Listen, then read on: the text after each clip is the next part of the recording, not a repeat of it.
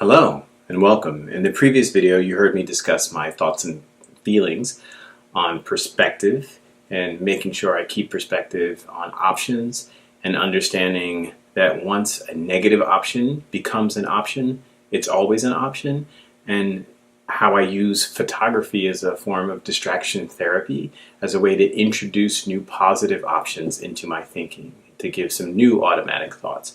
And so now, automatically, when I see a beautiful view, I'm like, yo, I gotta get that. Not like that. I really think I have to capture it, but you get the point. And so in this video, I'm gonna show you some of the tips and tricks I used to capture it. That kind of flows. I should have gone into hip hop. Tips and tricks and all kinds to help you get your night shots. Just kidding. In any case, stick around if you're interested in some of the things I do to capture night shots when I'm traveling to all these random countries for work. Let's get it.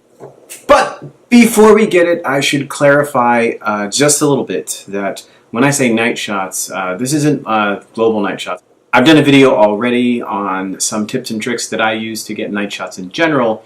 This is really specifically about night shots that I like to take when I'm in a beautiful hotel and it's got an amazing view and I want to capture that view. So I have to sort of go through the looking glass, if you will.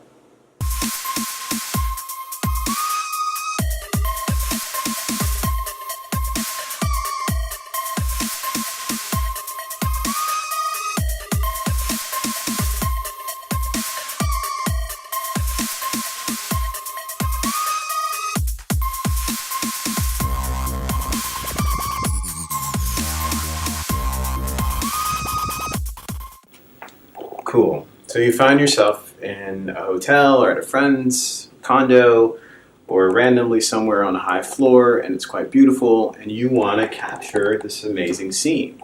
If it's during the day or even at night, you're going to get like this reflection on the glass.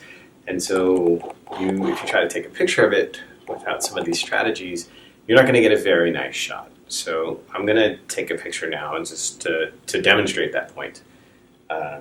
And so I'm not going to use any of my normal settings because this is low light and currently you're holding onto my tripod. So I'm going to have to handhold this. So to do that, I'm just going to set up my shot composition wise. And okay, I normally would shoot this on my tripod and so that you can see where this is coming in. This is about one stop underexposed, and that is, can you see that? Can you see that? Can you see that? 30 seconds at f20 at ISO 100. So in order to demonstrate this, I'm going to change a few things. I'm going to crank my ISO up to 6400. I'm going to dial down my aperture as wide as it goes to f2.8, and I'm going to drop my shutter speed accordingly to something I can handhold. That gives me a shutter speed of a 50th of a second, which is fine for my 2470. So I'll be able to handhold that. It'll be pretty stable. 6400, it's going to be noisy, but I'm trying to demonstrate a point, not actually take this shot. Also, let me take off the 2-second timer. Cool. And so my final settings end up looking like that. So I can handhold it. Let's see what we get with this handheld shot. That tells me that's a little bit underexposed. So I'm going to change that to 30th of a second. So I can handhold it and shoot that. And that is what we get. Looks pretty awful.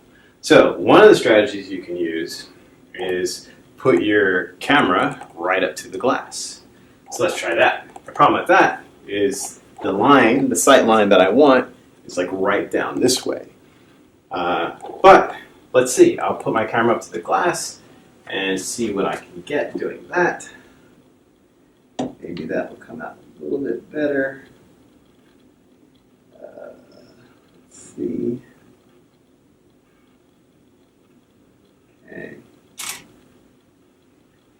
Okay. That did not really come out much better. Okay, so the problem is the light reflecting. So I'm going to turn off all the lights and take another shot and see what we get. That should decrease some of the reflections. So I killed all the lights, even the hallway lights. And you can't see me, but that's my silhouette. And let's see what we get doing that. Okay, that's looking a lot better. Okay. Let's see. Yeah, that's actually looking pretty respectable. There's a couple of other tricks you can use if you're still getting a little bit of reflection. But this is looking pretty respectable. Cool. All right. Turning the lights back on now. Cool, so I grabbed my tripod back and I'm going to shoot this how I would normally shoot it. Now for any normal person, that's probably good enough, that shot. But I think you probably realize by now that I'm not a normal person. And so I'd want it to be a bit cleaner. As you know, I'm a fiend for resolution. Incidentally, one of the other things you can try if you're still seeing weird reflections is to use something dark to cover it up. So, kind of look a little sneaky, but basically you cloak the remaining light with your dark coat or dark, whatever you got, dark. Maybe you got dark sheets. Basically, put it around you and the glass and the camera so that nothing is reflecting. That the darkness covers the reflection. But there is something that I'm going to do that I do not recommend. I cannot endorse this behavior other than the fact that I'm doing it, which is a silent endorsement of it. I hope not, because I would not recommend that you do most of the things that I do outside of photography. Be that as it may. This window, they put in a screw, hotels often do this, to keep you from opening it. And they use like an Allen key to prevent you from unscrewing it and then opening it. As it turns out, the exact size of the Allen wrench that they use, I happen to carry with me because the plate on the bottom of my camera uses an Allen wrench.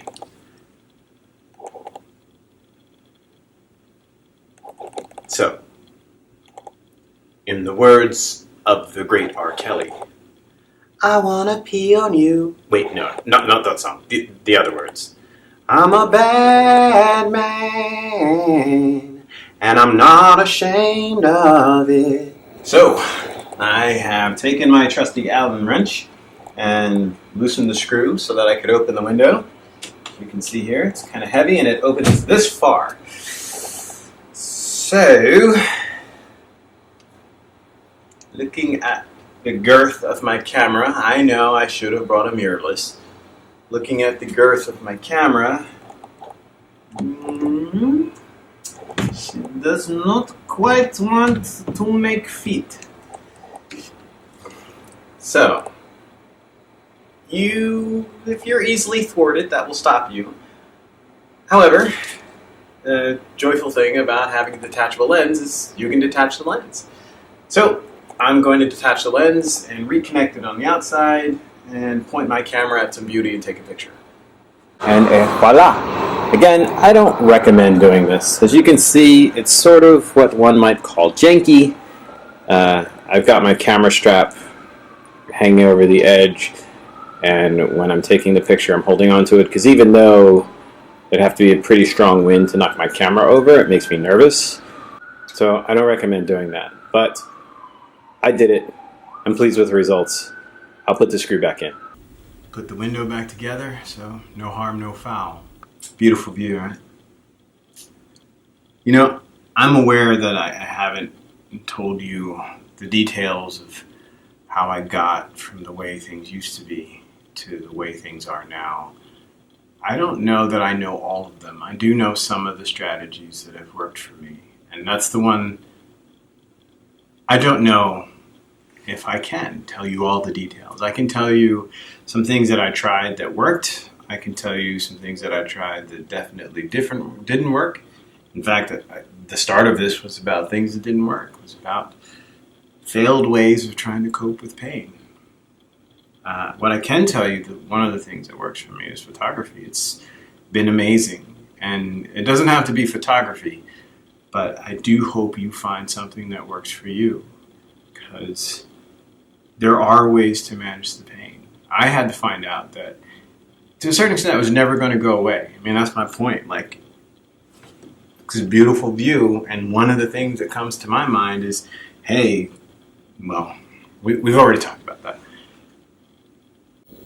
It doesn't go away, but it can be managed. It can be dismissed. You can include other healthy options. And that's one of the strategies I use. I try to work out. I try to eat healthy, which isn't hard since I'm not a foodie. I don't really like food. I'll tell you what it's like to eat with me another day. In any case, I hope you find your healthy outlet. I hope you find your way of managing your pain. I hope you believe that you can manage it, that you can feel other things. I believe you can. And my thoughts are with you. Good luck.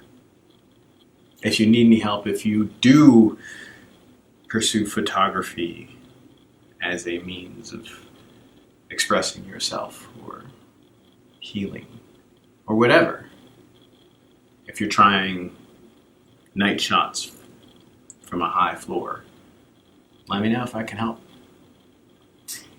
If I can, I will.